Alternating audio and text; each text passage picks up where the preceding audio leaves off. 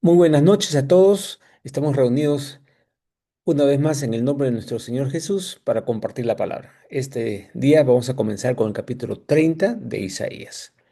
Espero que sea una bendición para todos. Ok, comienza diciendo el tema de confiar en el mundo y no confiar en Dios. Este capítulo 30 habla de confiar en Egipto y si vemos con cuidado la historia previa, cuando Siria era un problema para Israel. Siria se alió con Asiria. Y después Asiria fue lo que le causó problemas. Y en este momento fue cuando se quisieron unir con Egipto. O sea, el patrón se repite. Cada vez que había un problema, buscaba otro rey que no tenían nada que ver con Dios, pero a los ojos del mundo eran poderosos como para defenderlos. Entonces vamos a ver qué cosa dice Dios al respecto. Eso está Isaías hablando. Hay de los hijos rebeldes, dice el Señor. Está hablando hijo rebelde. ¿Quién es el que revela? Se revela contra su familia, contra su padre, contra la ley de Dios, ¿no? Por llevar a cabo, se escuchen claro, por llevar a cabo planes, pero no los míos. O en otra traducción, planes que no son los míos. Por hacer libaciones, o sea, se reúnen y todo, los representantes del país para sellar alianzas, pero no según mi espíritu, añadiendo pecado sobre pecado. Pecado es fallar el blanco. Entonces, a eso me refiero ahorita, que ellos ya lo habían hecho antes, ya habían hecho esto antes con Asiria, con Siria, y no solamente ahí en estos tiempos, sino cuando revisamos el libro de Josué, revisamos Éxodo, se aliaban con personas o con tribus o con países sin buscar a Dios primero, por sus propias decisiones. ¿Ya? Por favor, apaguen el micrófono. Gracias. Entonces, acá es libaciones para sellar alianzas. Libaciones también es como festejo, ¿no es cierto? Pero no según mi espíritu. Entonces añaden pecado sobre pecado. En otras palabras, ya han metido la pata en eso, pero no aprenden y siguen haciendo lo mismo. Ok. Ellos, los delegados, parten para descender a Egipto a fin de protegerse bajo la protección del faraón y de refugiarse en la sombra de Egipto. Cuando hemos leído el capítulo 36, vemos que Sennacherib, el rey de Asiria, contra el cual le tenían miedo acá y se unen en Egipto, este, dice sobre el faraón que es una cañada cascada que te va a romper la mano, o sea que el que se une a él no sale ganando, sino sale perdiendo. Y efectivamente perdieron después. Entonces aquí, ellos parten para descender a Egipto a fin de protegerse bajo la protección del faraón, no bajo la protección de Dios, bajo la protección del faraón y de refugiarse en la sombra de Egipto. ¿A qué se refiere? Cuando fueron a la tierra prometida, en el camino en el desierto, tenían la sombra de Dios protegiéndolos, la nube. Entonces ya no están bajo la nube, se han puesto en una nube completamente diferente, en la nube de Egipto. Y dice, pero a mí no me han consultado. Qué fuerte. Emprender caminos sin buscar a Dios. 3. Pero la protección del faraón se les convertirá en vergüenza y el refugio de la sombra de Egipto en afrenta. Entonces, en vez de ser defensa, se convierte en un efecto contrario a su seguridad y a su beneficio.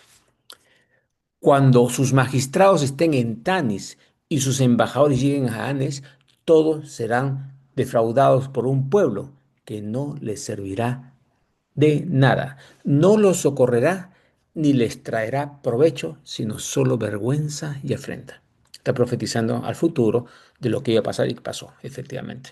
O sea que esa unión en el mundo sin buscar a Dios fue un fracaso, le sirvió de afrenta, de vergüenza y no hizo más que defraudarlos, porque no les sirve de nada. Ok, acá continúa con la profecía y dice profecía acerca de los animales del Negev o del Negev. Negev es el desierto al sur de Israel.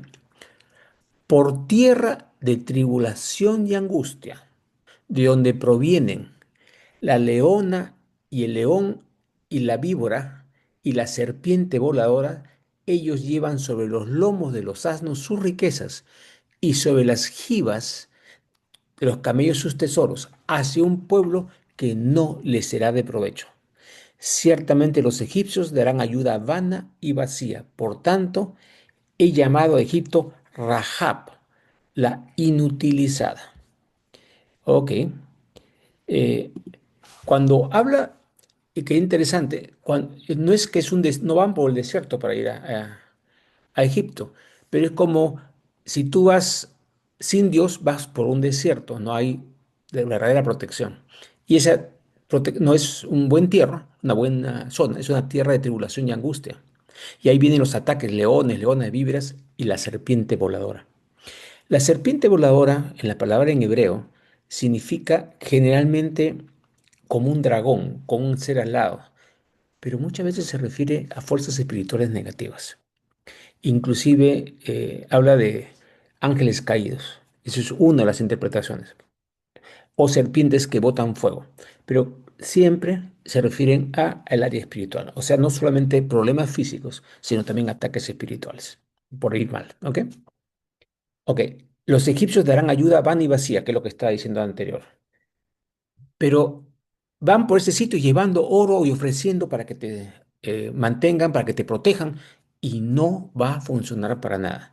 Nada que hagas fuera del plan de Dios va a ser realmente provechoso para ti, ¿no? Ok. Ahora ven, dice Dios, y escribe esta visión en una tablilla delante de ellos. Grábala en un libro para que se conserve como testimonio perpetuo hasta el día final. Tenemos la palabra, y interesante que el libro de Isaías es el libro que se consiguió completo en las cuevas de Qumran. En Qumran se descubrieron pergaminos muy antiguos antes de las modificaciones que fueron hechas después en el idioma hebreo, que vino el texto masorético muchos siglos después, el texto de Isaías que se encontró en Qumran es más parecido al texto que se encontró en la Septuaginta, que es una traducción griega de siglos antes de Cristo, que es básicamente lo que se usaba en la época de Jesús, cuando vio Jesús. Entonces, todo el testimonio que se dio en esto se escribió y lo tenemos hasta ahora, inclusive. Como le digo, el libro de Isaías se ha encontrado intacto, completo, en las cuevas de Qumran. Es interesante esto. Testimonio perpetuo hasta el día final. Porque este pueblo, y le está diciendo ahora Isaías, este pueblo de Israel, es rebelde. Y verdad, lo conocemos en la historia. Dios lo ha escogido, pero es rebelde. La pregunta es por qué lo ha escogido. Ese es otro tema. Hijos mentirosos, hijos que no quieren escuchar la instrucción del Señor. Cuando dice Señor es Jehová, del Dios creador. ¿Ya? La palabra que está ahí en el original es Jehová, pero lo traducen acá como Señor. Que no quieren escuchar la instrucción del Señor. Miren qué fuerte. Dios los protege y cuando ya se sienten bien, no quieren la protección de Dios. O no lo buscamos. Y eso es algo que nos sirve mucho a nosotros para estar atentos. Cada vez que nos van muy bien las cosas, paremos un momentito, agradezcamos y sigamos buscando al Señor, no nos apoyemos en nuestra propia prudencia. Como dice la palabra, reconozcámonos en todos nuestros caminos y Él enderezará nuestras veredas. No nos apoyemos en nuestra propia prudencia. Versículo 10. Ellos han dicho a los videntes, miren cómo está el corazón de Israel en ese momento y vemos si por momentos nosotros estamos con ese mismo corazón. Ellos han dicho a los videntes, no tengan visiones. No queremos saber el plan ese. Y a los profetas, no nos profeticen cosas rectas, o sea, lo que sí sirve, no nos profeticen eso. Díganos más bien cosas halagüeñas, profeticen cosas ilusorias, algo que me agrade a mí. No quiero que me profetices lo que Dios dice, sino quiero que me digas cosas de lo que yo estoy haciendo, que me va a ir bien, que Dios me va a proteger, a pesar de que no lo sigo a Él. ¿Ya? 11. Apártense del camino, desvíense de la senda, dejen de confrontarnos con el Santo de Israel. En otras palabras, no nos digan lo que Dios quiere. Díganos que Él sí está a nuestro servicio, oramos a Él para que nos proteja, para que nos bendiga, pero no lo seguimos. Miren, este mensaje es muy fuerte en la iglesia a todos los siglos. ¿Para qué estamos buscando a Dios? ¿Para seguirlo o para que Él nos sirva? Si Él es nuestro Señor, nosotros somos los siervos. Entonces tenemos que servirlo y no más bien que Él nos sirva a nosotros. Él nos recompensa. por el trabajo. No nos sirve. Por eso dice un versículo antiguo, es necesario que el que se acerca a Dios crea que éste existe, es Dios, y que es galardonador de los que le buscan, de los que le sirven. Él premia a los que están buscando su voluntad. No quiere decir que Él nos va a servir, nos premia, es totalmente diferente. Seguimos, versículo 12. Por tanto, así ha dicho el Santo de Israel, Dios, porque desecharon esta palabra, lo que yo les digo, y confiaron en la violencia y en la perversidad, los reyes en que se apoyaron, el pueblo, el rey de Israel, que era totalmente anti Jehová, que hicieron falsos dioses, etcétera, etcétera, Egipto, falsos dioses, Asiria, falsos dioses, todos los que se apoyaron, ¿no es cierto? Eran, confiaron en violencia y en perversidad, porque esos reyes estaban en eso, en violencia, en guerras, en destrucciones, matando a todo el mundo, y en perversidad. Y se han apoyado en ello, apoyándose en el mundo perdido en vez de apoyarse en Dios. Por eso, dice el versículo 13, este pecado le será como muro agrietado. O sea, hay un muro, yo me apoyo ese muro, pero un muro agrietado que se abre y cae, como un alto muro, el cual de repente en un instante le viene su quebrantamiento. Como un alto muro significa, oye, luce como que va a protegernos, esto es grande, esto es fuerte. No, en un momento dado eso que parece, cae. Y 14, su quebrantamiento será como cuando se quiebra una vasija de alfarero, que sin misericordia es hecha a pedazos. Una vasija de alfarero, cuando le falla, el alfarero lo que hace la rompe por completo hasta hacerlo polvo de nuevo, para poder usar ese polvo como material. Eso es lo que está diciendo. Esa caída no va a ser un poquito. Si tú te estás apoyando en un muro que no es de Dios, ese muro va a caer por completo, porque ese muro no sirve. Por más que lo busque, es arenisca. Va a ser como vasija de alfarero. ¿Ok? Tanto dice que entre sus pedazos no se halla un solo fragmento que sirva para sacar brasa de un brasero o para sacar agua de una cisterna.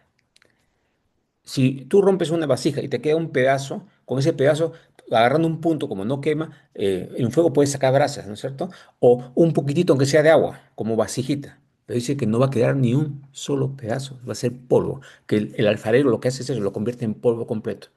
En otras palabras, cuando nos apoyamos en algo que no es de Dios, no nos va a servir finalmente para nada, va a ser más bien para desdicha o para retroceder. Porque, versículo 15, porque se ha dicho Jehová, el Señor Dios, el Santo de Israel, en arrepentimiento y en reposo serán salvos. Arrepentimiento nuevamente no es culpa, sino es estoy haciendo algo, giro por completo 180 grados y hago lo contrario. El mal lo dejo por completo para hacerle bien. Ese es arrepentimiento. Y en reposo. Reposo quiere decir reposa en el Señor. Él es tu fuerza. No quiere decir que no hagas nada. Reposa, sino cálmate, apóyate. En arrepentimiento y en reposo serán salvos. En la quietud y en la confianza estará su fortaleza, confiando en el Señor. Y también Isaías, tú guardarás en completa paz aquel cuyo pensamiento en ti persevera porque te ha confiado, confianza. Entonces la fortaleza no está en quiénes son nuestros aliados, sino en quién confío. Inquietud, tranquilo, no estés moviendo contra, quieto, apóyate en el Señor.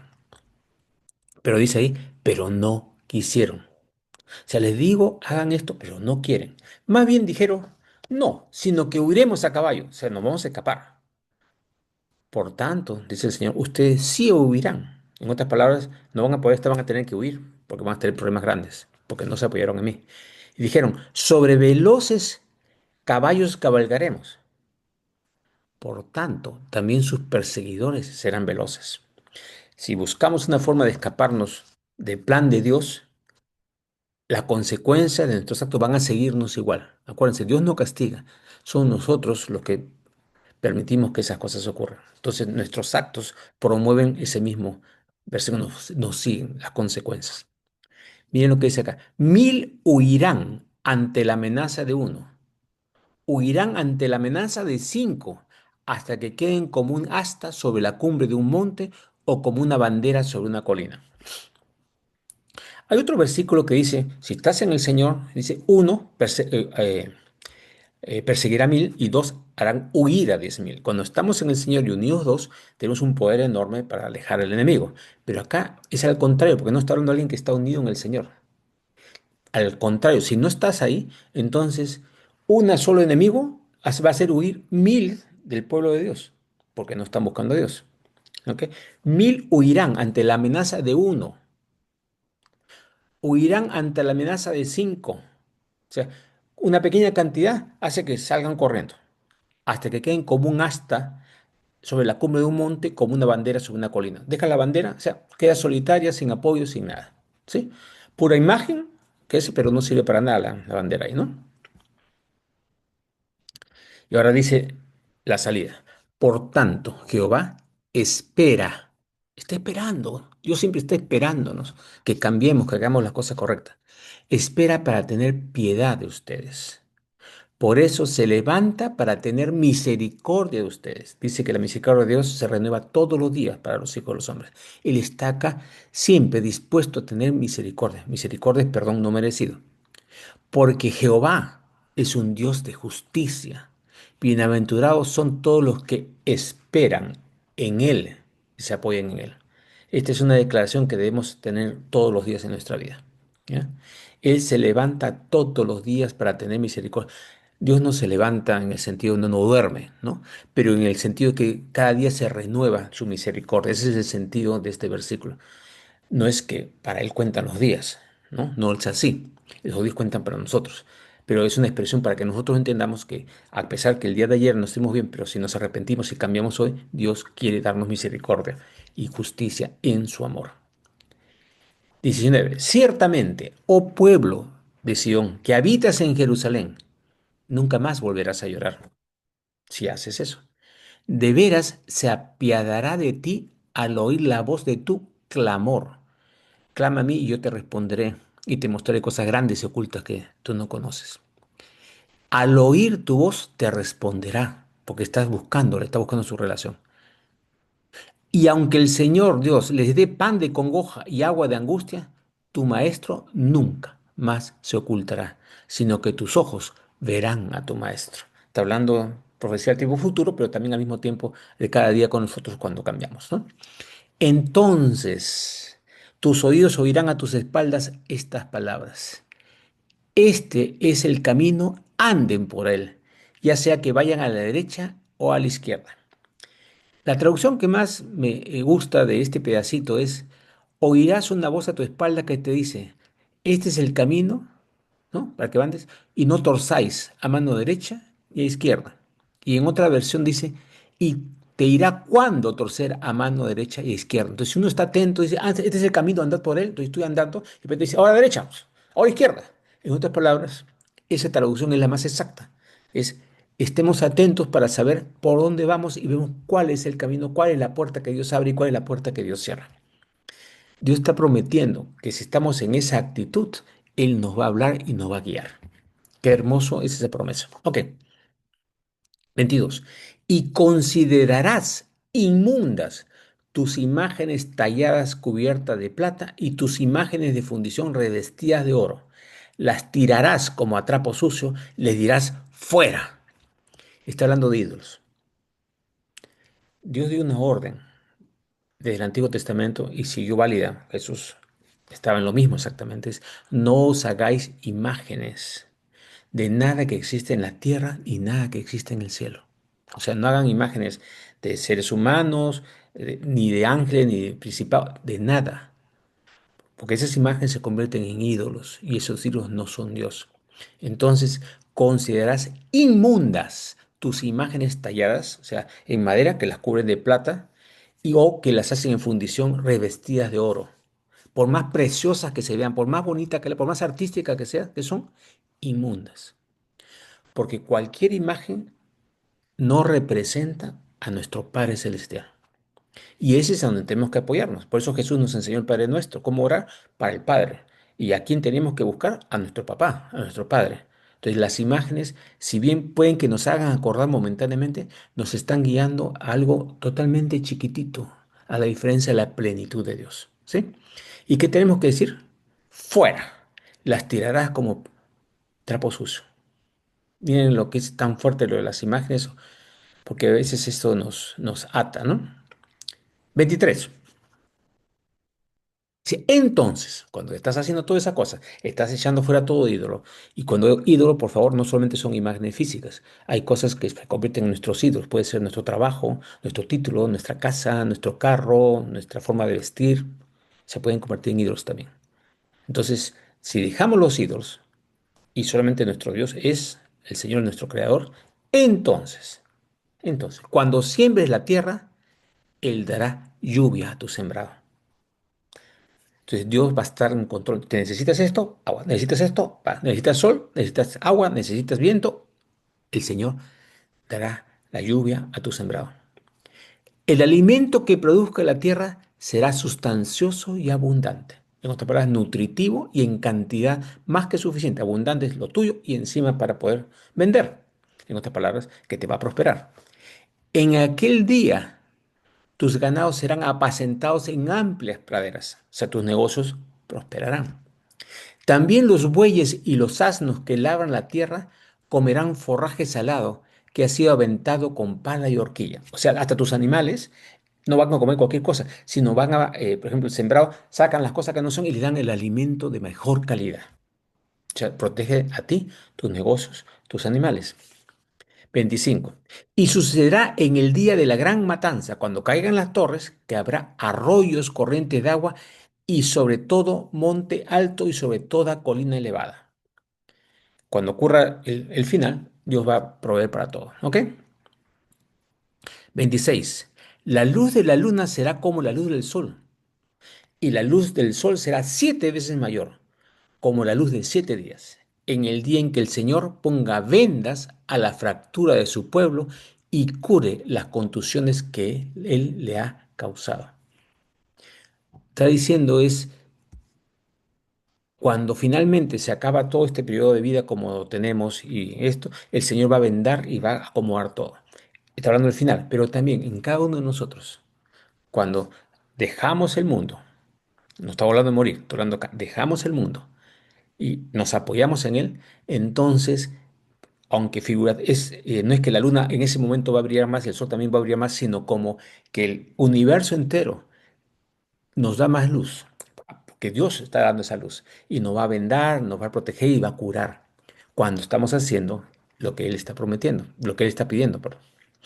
Miren la promesa tan hermosa para ahorita como hijos y luego en el tiempo final todo lo que tiene preparado para nosotros. Versículo 27. He aquí que el nombre del Señor viene de lejos, nombre de Jehová viene de lejos, el que es, el que era y el que será. Arde su furor y levanta de esa humareda. Sus labios están llenos de ira y su lengua es como fuego consumidor. Su aliento, cual torrente desbordado, llega hasta el cuello para zarandear a las naciones en la zaranda hasta acabar con ellas y para sujetar la mandíbula de los pueblos con freno que los haga errar. Está hablando que a todos los que están atacando a su pueblo, y en este momento ya no está hablando de Israel, sino está hablando a la gente que lo busca a él, todas las naciones que estén en contra de eso, Dios lo va a parar. Eso es lo que está diciendo ahí. Va a parar todo eso. 29. Pero ustedes, mis hijos, tendrán una canción como la noche en que se celebra una fiesta sagrada.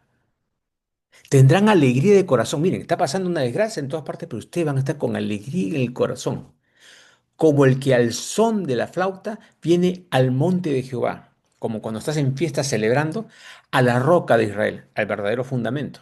Israel, ojo, es todo aquel que está entregado a Jesús, no a Dios.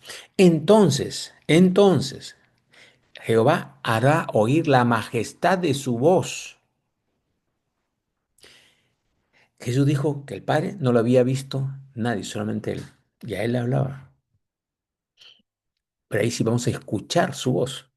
Hará oír la majestad de su voz y dejará ver el descenso de su brazo con furor de ira y con llama de fuego consumidor. Con llama de fuego consumidor. Con lluvia violenta, torrente y piedras de granizo. Está hablando de la ira que va a venir justo al final de los 7 años. que vienen antes de su venida, ¿no es cierto?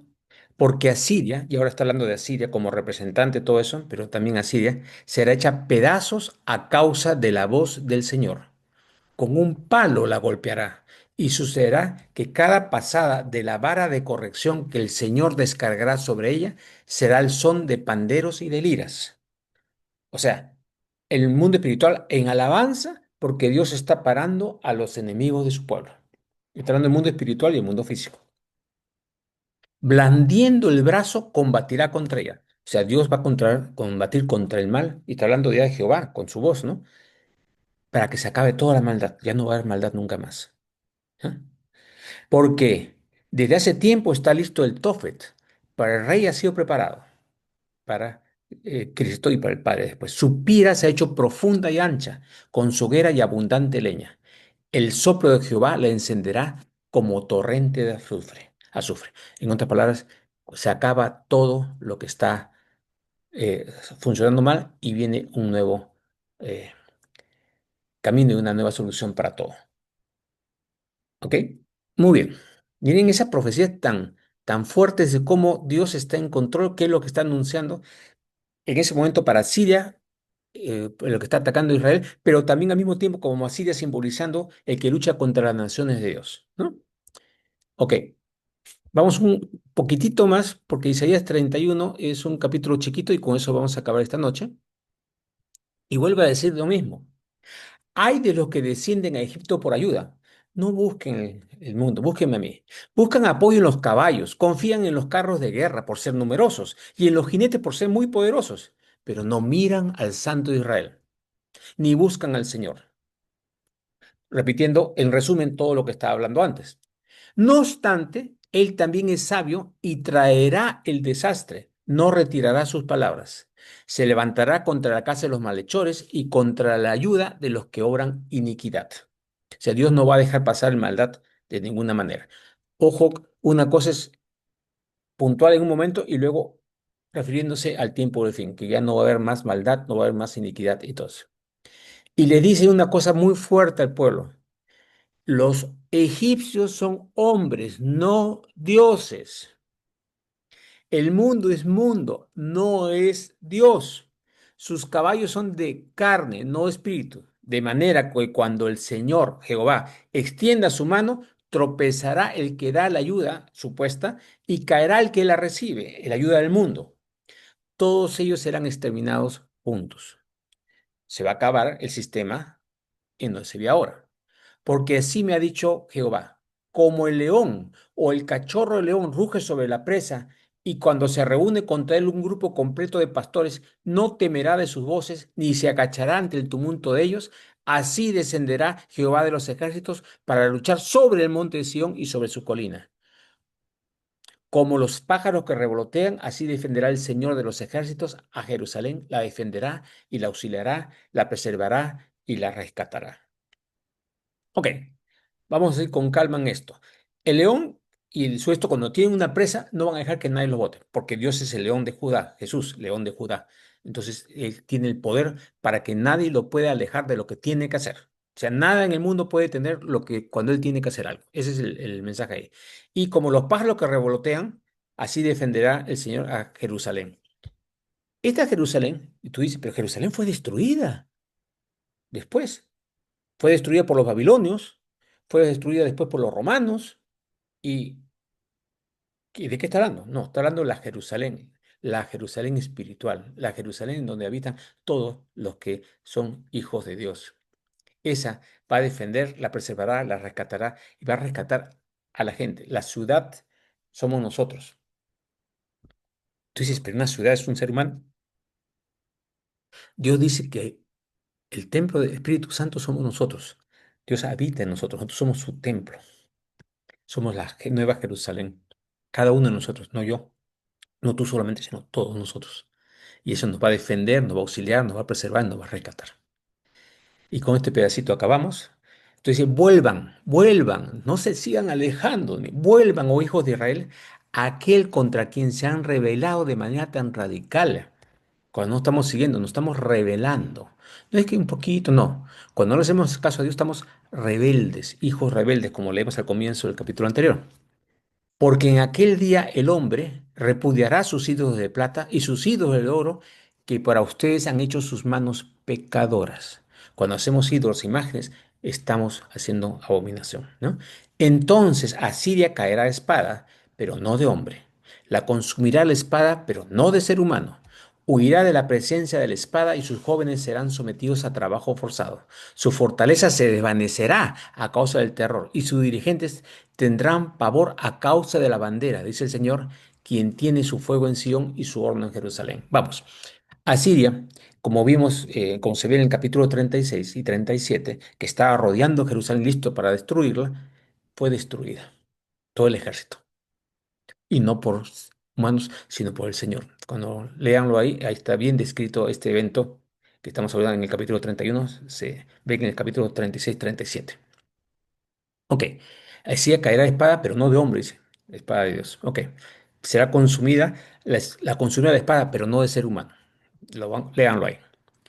Van a huir y van a ser sometidos a trabajos forzados, porque luego viene Babilonia y los somete totalmente y los vuelve esclavos. De los que eran el imperio poderoso que dominaba todo, se vuelven esclavos. Estaba profetizando, se cumplió también. Y, y todo eso va a caer. Entonces, no entro en más detalles, pero es una profecía que se cumple poco tiempo después. ¿Sí? Ok.